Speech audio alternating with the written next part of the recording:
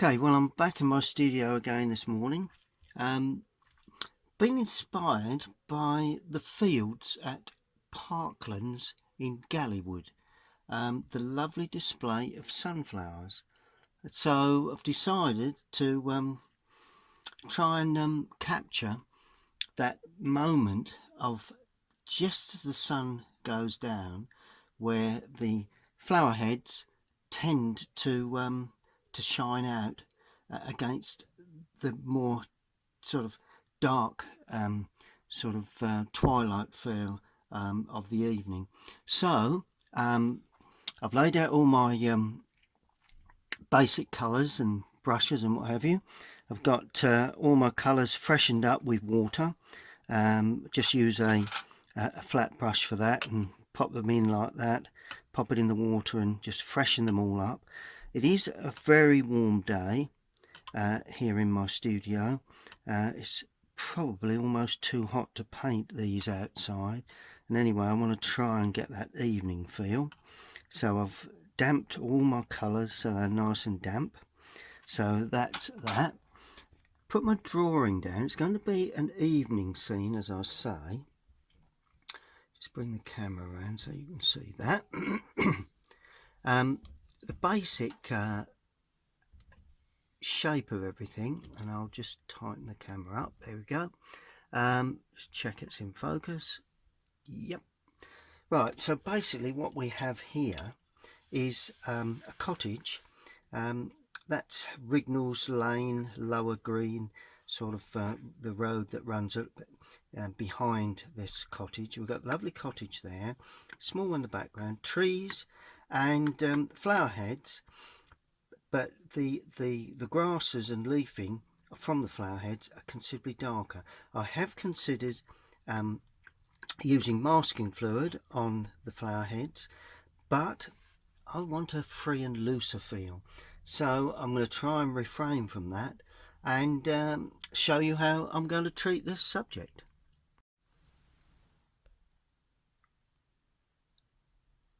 Well, basically we have a sky that's got sort of blues, obviously the blue as the sun is going down. Sun's going down somewhere around here. It's already gone below the sky, the horizon line. So what I'm going to do first, I'm going to do the sky. I'm going to lay an overall wash on to the sky first, quite simply spreading the water nice and evenly across the paper. In actual fact, tell you what I'm going to do, I'm going to spread the water right the way through, so I've damped the complete paper. Now the reasoning for that will become clear later on. Well, it's not a what you'd call something that's a secret. It just helps the flow of paint really to go from sky through to the foreground. Right, allowing that to soak in just a tad, I'm going to use cobalt blue for the sky with a touch of Prussian, just a little bit of Prussian mixed in there, mainly cobalt. Now because we're going on to white paper, everything will look, and it's wet, everything will look very dark, but yeah, I think that's about the right tone. That's it. Okay, now I'm going to try and keep a smooth wash. Now as we come down, I'm going to add a little bit more water to that, because I want this to be a clean wash of colour, or as clean as we can get it anyway. Then in the lower area, everything starts to get a little bit sort of like warm and a little bit yellowy, a little bit orangey actually. So we're going to use lemon yellow. Use alizarin crimson. See, we're getting that orangey feel coming in there. A bit more crimson in this lower area there, and that's just a slight angle there, like that. There we go. Good. After that, because the flower heads are yellow, I'm going to finish with a yellow, a warm yellow, so there's a little bit of red in there, not a lot, and that's cadmium yellow. There we are. And that, I've actually painted the flower heads. Now all I've got to do is pick around the darker greens around the outside. Good. Okay, allow that just to soak in. Now catching the dampness of this is quite important. Just mopping off around the edges so that we don't, just use a tissue to take moisture from the brush. And because everything's running down, it tends to hang around the edges. If you leave the water around the edges, it can bleed back in and you get those cauliflower effects, which in this instance, not really what I'm looking for. Now I'm taking a smaller brush now because I want to try and get some wispy cloud. And on the undersides, we've got a very orangey yellow, cadmium and lemon yellow, and I'm going to stroke that in like that. That's it. So for a start off, it's quite yellow. Just watch where you go into the a little bit more orange too in that lower part. Just got to watch I don't rub in too much of the blue. A little bit more yellow sneaking out there. If you mix the colour together, the problem is you end up with sort of like a bluey green, which not the end of the world if that happens, but and a little bit more. And if you want the yellow, see how that yellow is stuck, all you do is you just sweep it across and then you leave it. Once you rub, you're mixing the paint on the paper, and that's what creates the green. Now on the undersides of those clouds will be a lovely warm, so like a warm purple colour. So I'm starting off with alizarin crimson, then I'm going to add cobalt to that, and this is going to be quite a strong mix.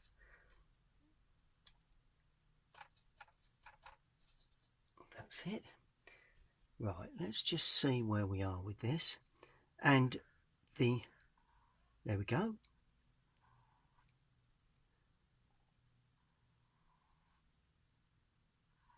Just hold my breath here because for obvious reasons. It's not an exact science. A lot of people say to me, oh yeah, well, you know what you're doing. Well, you think you know with watercolour, but then all of a sudden it smacks you in the face. And if you notice, the shadow for these clouds is actually on the top of, because the sun is underneath, if you can get what I'm saying. Right, a little bit weaker here. Yeah, as we go away, a little bit softer. Just softening that one off there. Just elaborating on a sky. I have painted these sort of skies before, so I'm really just trying to imagine what I saw, not only this evening, but on another evening really. A little bit in the distance there. And I think we'll leave well alone. We need to allow that to completely dry.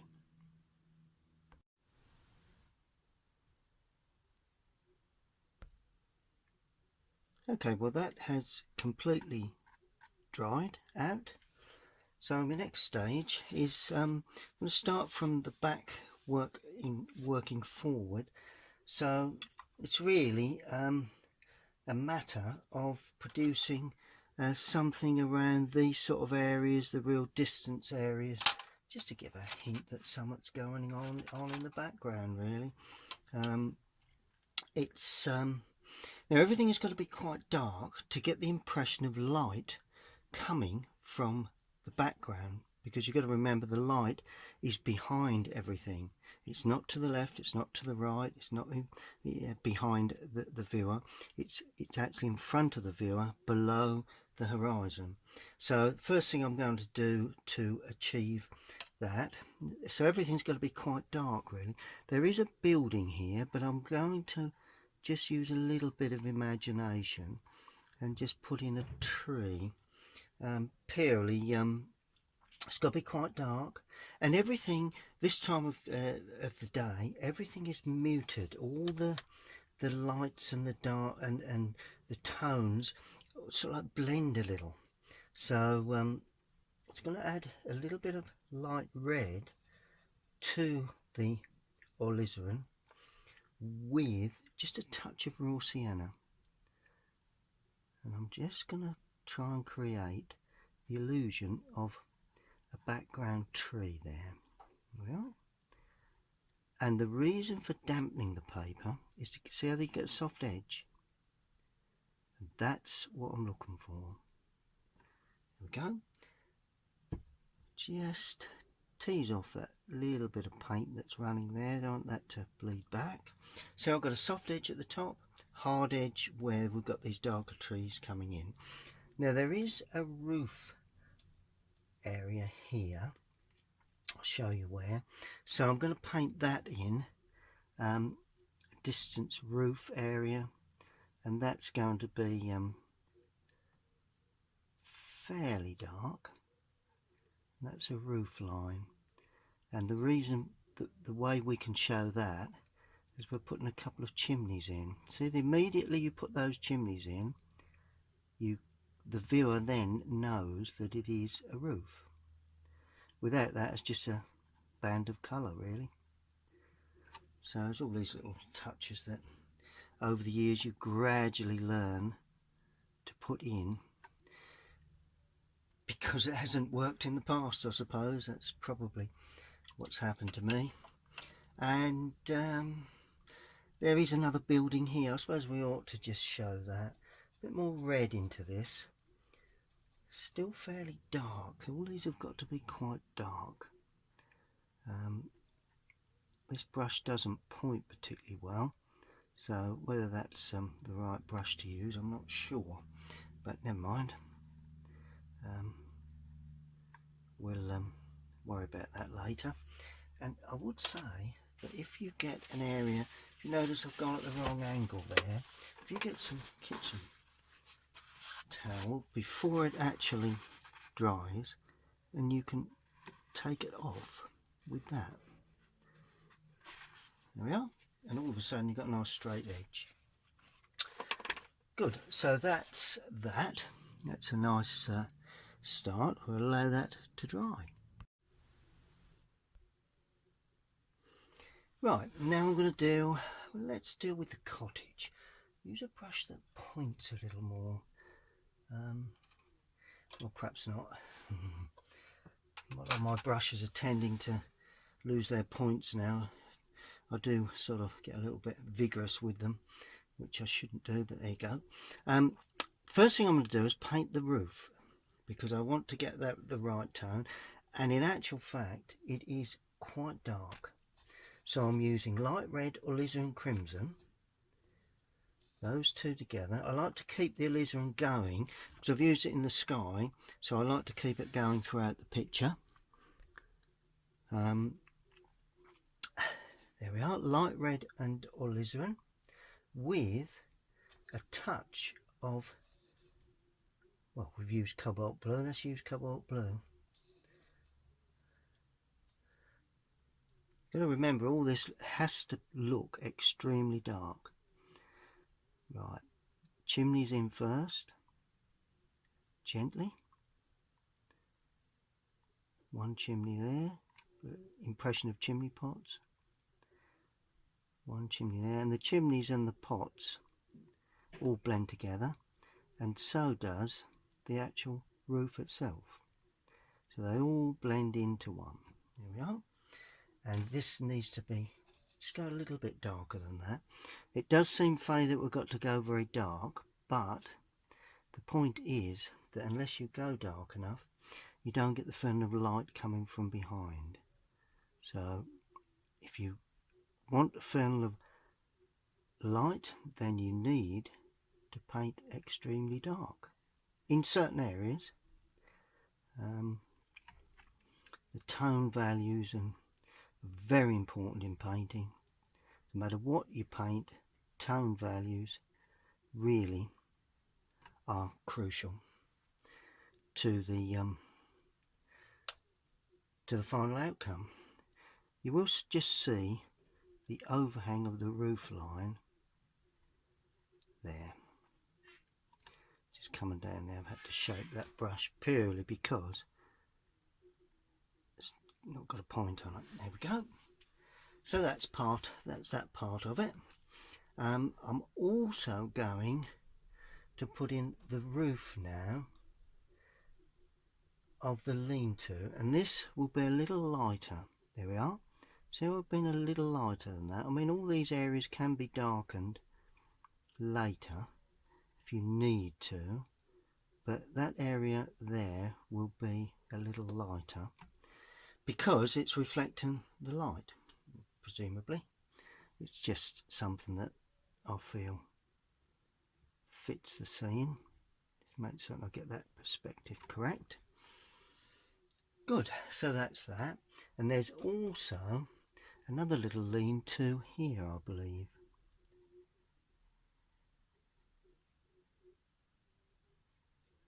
In my sketch, so a little lean-to there. That's good. Good. Okay, we'll allow that to dry. Good. Now, whenever I paint, there's some sunflowers that are standing up in against the greenery in the background. So I need just to make certain that I paint around those, because when I paint this green, I've got to paint around it. Now, that is going to be fun, but we'll worry about that when we come to it. Okay, now I'm going to paint the green tree work either side of those cottages. And quite easily, the first thing to do is to mix a nice mellow green. I'm going to use ultramarine for this with, let's use ultramarine with, let's just have a think. We're going to use a alizarin.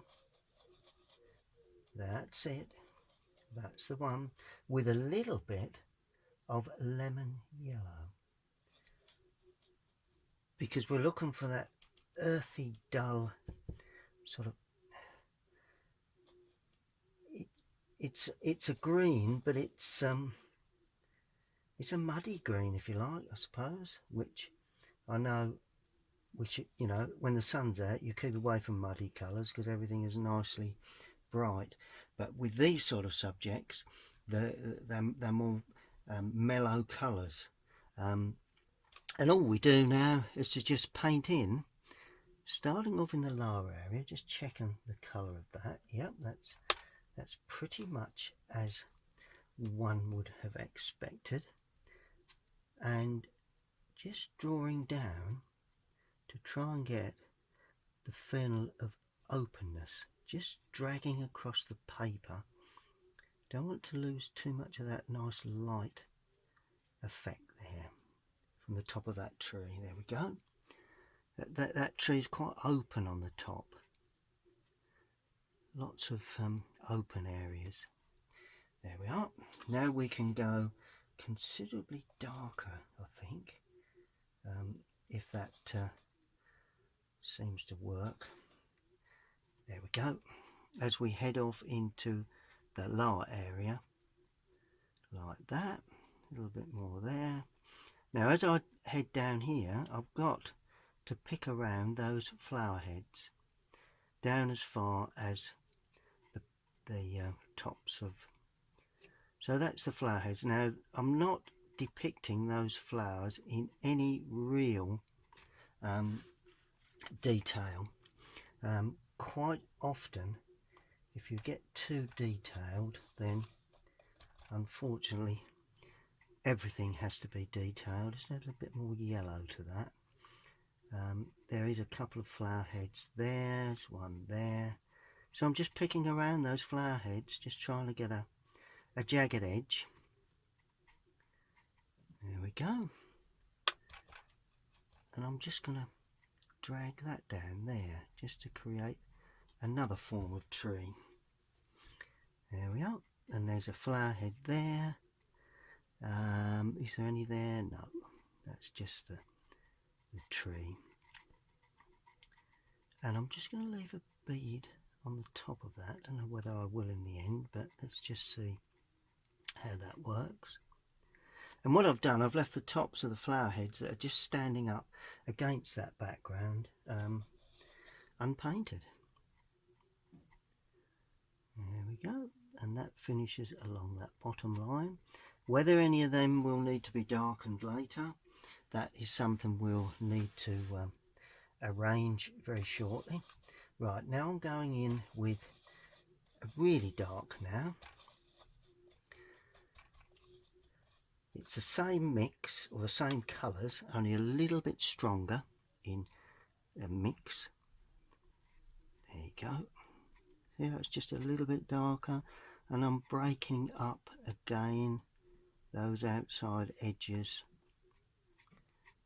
to try and get the feel of an overhanging tree. It's a bit more solid, that one at the top to start with. There we are. Then it breaks open. Just delicate teasing of the paint. That's all you've got to do. And then we come to a sunflower, so we pick around a sunflower head there. Just dropping a little bit more blue into it, just to ring the changes a little in the lower part there. Trying to pick up that evening light, that's all. I'm going to bring that little bit of hedge along there to the, just to finish it off really. A little bit more yellow now going in, just as I say, just to ring the changes. And there's a lovely old tree that stands up there like that, and I'm shaping the brush into a different sort of shape really, just to try to depict a different type of tree. And that one actually overhangs that, and it gets a bit denser as it comes down. Remember the top of that flower head, we want to try and leave that unpainted. Gently does it. And basically to get this sort of feel, he's not, you know, it's not beyond the amateur really. It's far beyond the amateur really. It's quite something that can be achieved quite easily, I would have thought. You know, it's just knowing the knack, you know, it's just knowing how to do it, you know. It's not so much, it's just getting, I mean, it does take experience, it does take time.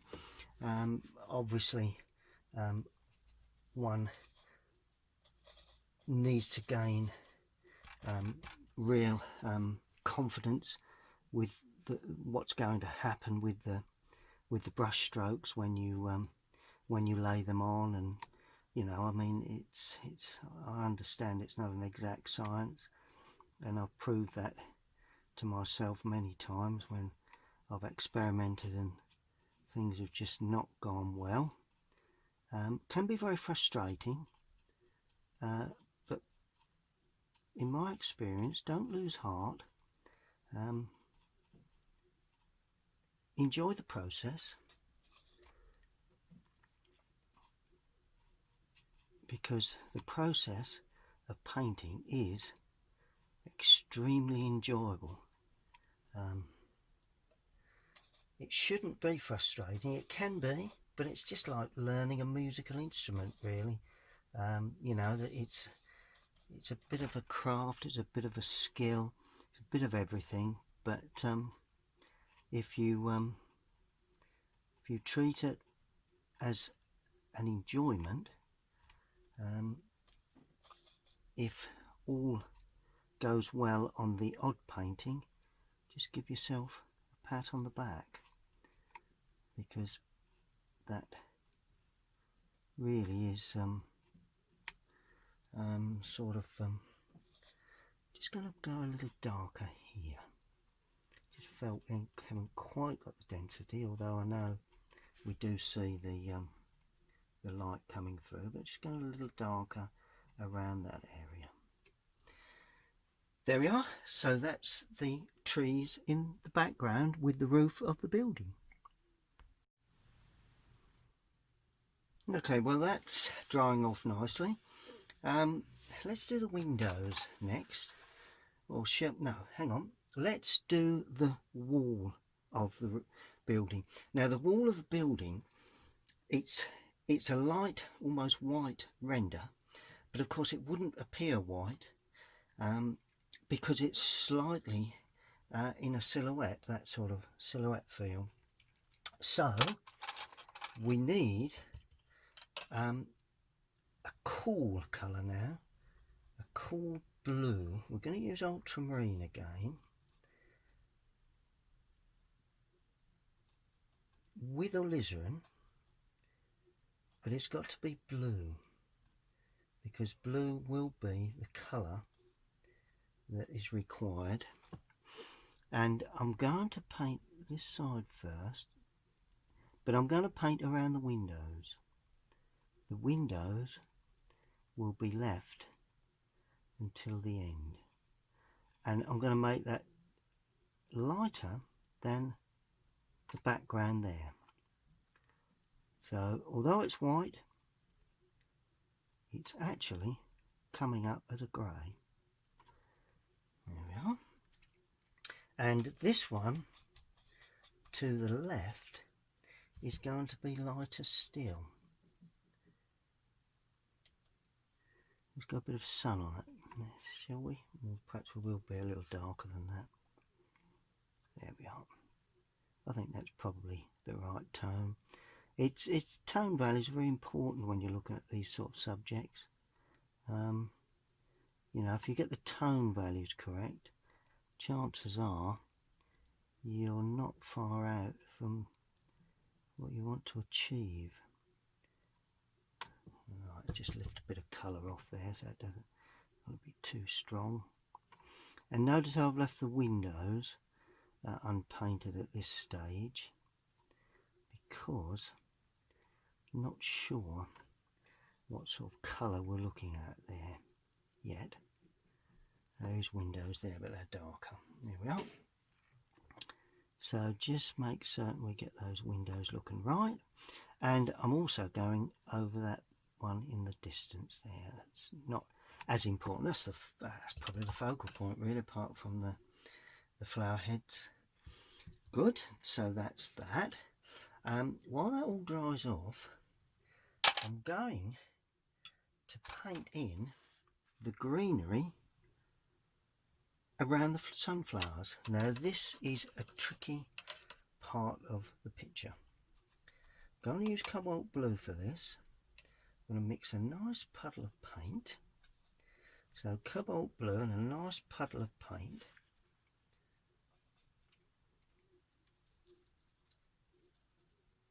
Bit of ultramarine with it, just to give it a bit more depth. And I'm going to use lemon, cadmium lemon, to get my green. It's the colour I would say that the flower heads are. So, you know, the cadmium lemon. But whether I use that or not, I'm not sure. Right, a bit more blue. Right, nice puddle of paint. And I'm using a large rigger. Now I only want to go over this once if I can. So I'm trying to mix enough paint to cover me for most of the area. I'm using a very large rigger for this, and what I'm going to do, I'm going to start off on the outside edges And for a start, I'm painting around, leaving small little areas unpainted. Just got to watch that flower head. Now, I'm sure as hell going to paint over some of these flower heads at some point, because that's the nature of this, the way of doing things here. But we'll paint as quickly as we can, creating an illusion of flower heads, and I'm trying to maintain a bead of water along that bottom edge. I don't want it to go too dry if I can help it. Lots of little flower heads here, but I can't show them all, which bit of a shame, but you know it. Now I'm going back this way. Got to be very quick now. It's quite warm in the studio today, so consequently it's some of the flower heads will be a little smaller, so that gives me opportunity to just leave some little touches of colour unpainted. Some are considerably bigger. There we go. Yep, that's more or less the sort of thing I had envisaged at the start of this picture.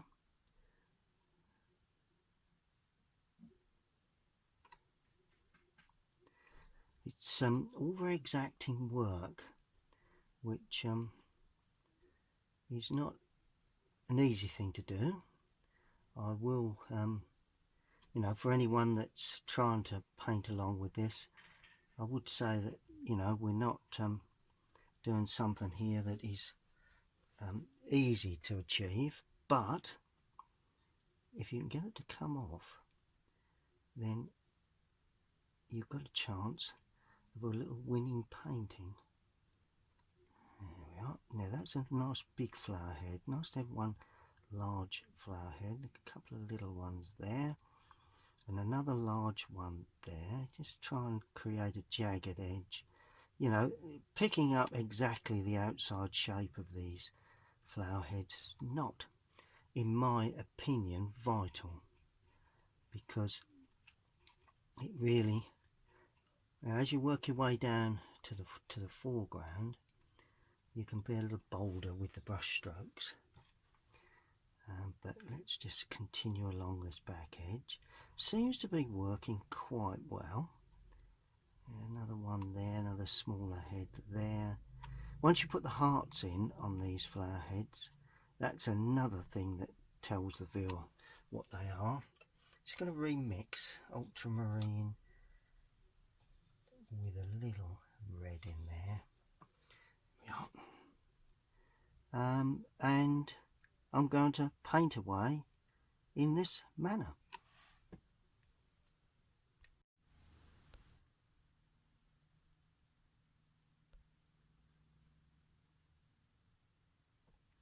Good, well that's now dry. I've been over the complete area where the sunflowers are. Just going to do a bit more to the background, just to sharpen that up. Windows and that sort of thing. Windows, well, a couple of them reflect a bit of the light, so we're going to use alizarin with cadmium yellow. Only weak, don't be too strong with this. So that's that one there. Just weaken that a tad. That one there. Put a bit of shadow on those later. There we go. They reflect the sky to a certain extent, so that's why I've done them in that. And this one also reflects the sky, like that. The other two don't, so they're very dark. So I'll just pick up a bit of dark paint that I've got on my palette and stroke that in. That window there, that window there. There we go. Not a difficult thing to achieve. We do have quite a window affair there. One or two little white areas seen, and we have another window there. That's it. Brilliant. Well, we have a door there. Okay, so that's got to be painted in. Right. Good. We have a window there, a window there. We have a couple of little windows there. There's a chimney on there, so we'll leave them in the background. I'm not too concerned about anything other than that building and getting the light on the sunflowers, really. Right, now let's look at the sunflowers. Now these are cadmium yellow. So what I'm going to do, quite weak, not too dense a mix, I'm going to paint in the complete flower head like that on all of the subjects, on all of the flower heads. Leave some little touches on the top.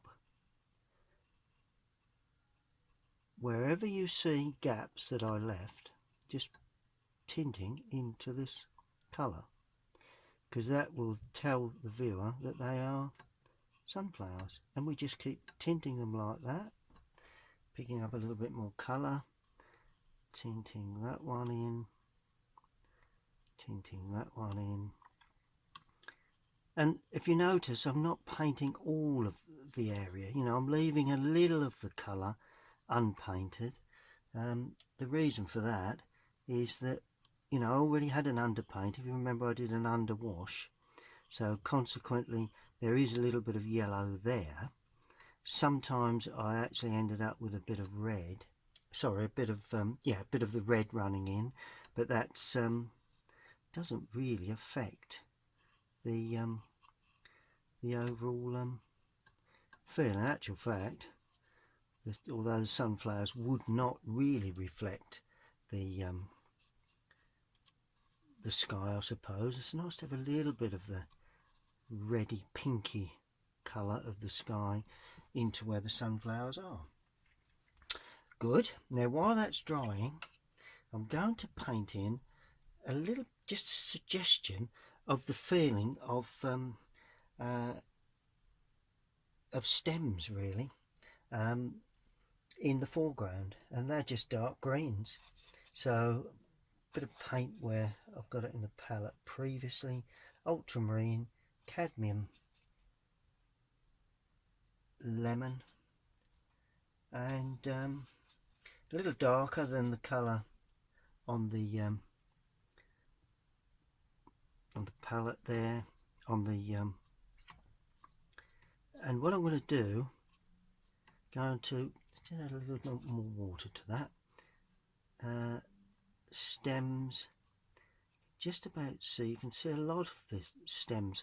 Actually, I'll put the stems in lifting up rather than painting down, because that's the way they grow. And you've got to remember, they're not perfectly upright. They're, you know, they cross each other, and you know, this is, I suppose, a bit of a wild meadow, in as much as been left to go. Parklands, always very good with the with wildlife. Always self-conscious that the wildlife need to have need to be kept to keep the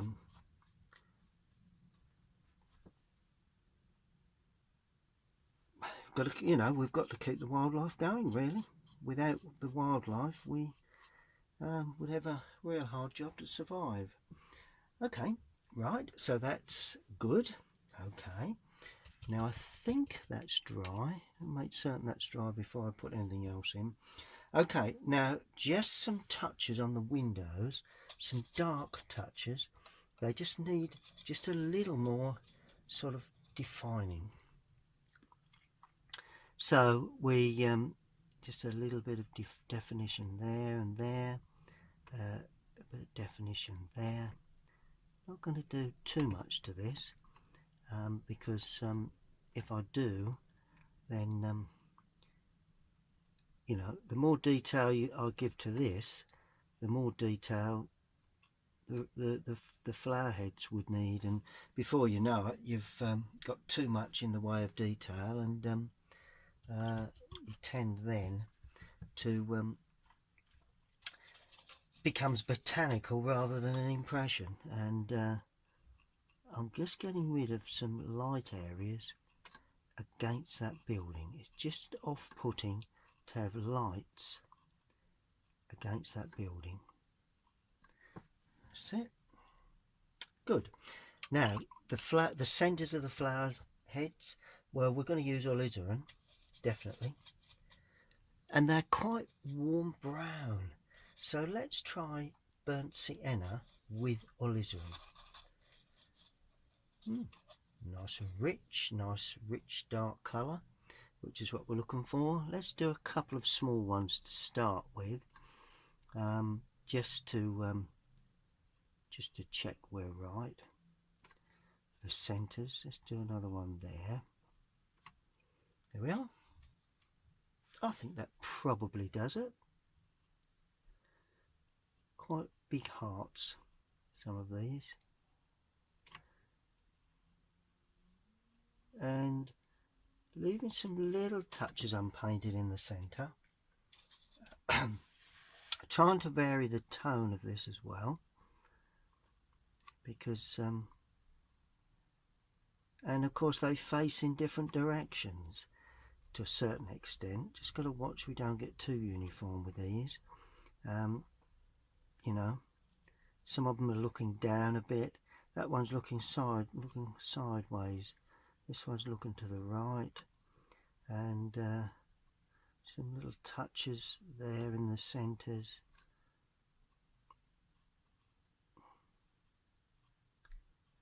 And we just carry on with that process, really. Okay, well, I've tinted all the flower heads, as you can see, with the colour of the yellow, and also the centres, which is that nice rich brown. Now I'm just going to lift off, I think it probably requires it, just a hint of some of these stems, and all I'm doing is getting a damp brush. So it's a damp brush, wiping on a bit of kitchen towel. It's very damp, but and just lifting off a little bit of colour. And it's quite a simple process, and of course we can also lift off a little bit of leafing as well. I'm not going to do too much to this, because as I said before, we have to watch that we don't get over complicated with this sort of thing. So easy to get too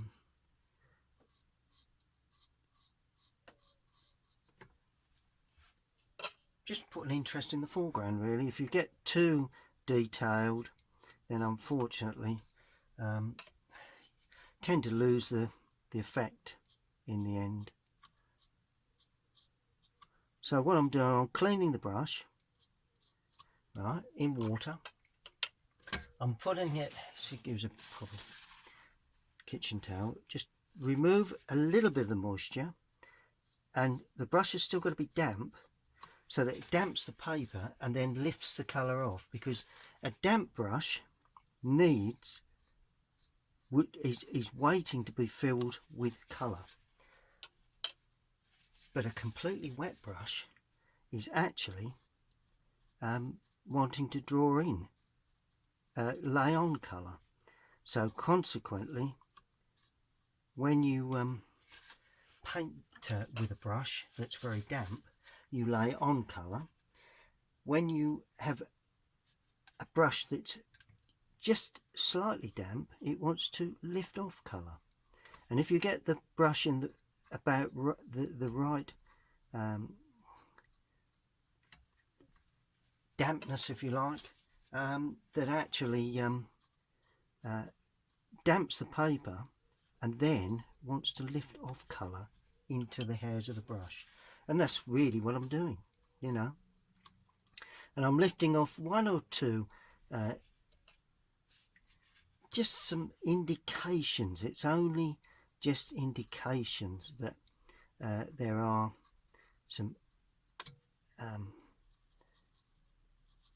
leafing there. It really is just hinting. And then finally, maybe a couple of those flower heads will need just a merest hint of shadow. Sometimes when they turn away from the light, when that one there, just a little bit of shadow on that bottom edge. Can you see where I need to fill that one in the centre? A little bit of shadow there, a bit of shadow up there. So I've just got to watch this, because I don't want to overdo this, because I want to maintain the feeling of, there we are, just a little hint at the odd bit of shadow onto some of the leafing, really. There we go, particularly the ones in the foreground, not so much the ones in the distance, but good. Okay, well, all that remains is to remove the outer tape, and we'll see what we've got.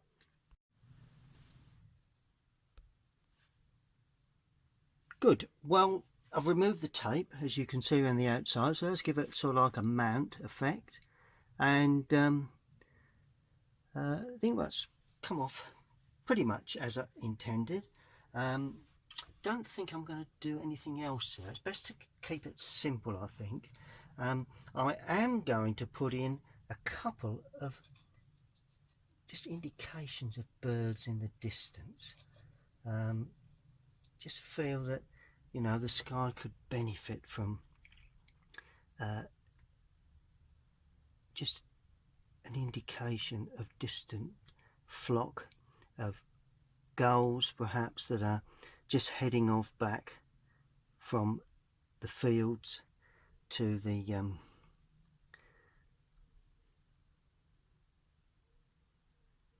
back out to the coast, perhaps.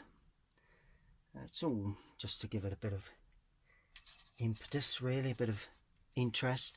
And then finally, I'm going to sign the picture, and I'm going to sign it in the bottom right hand corner.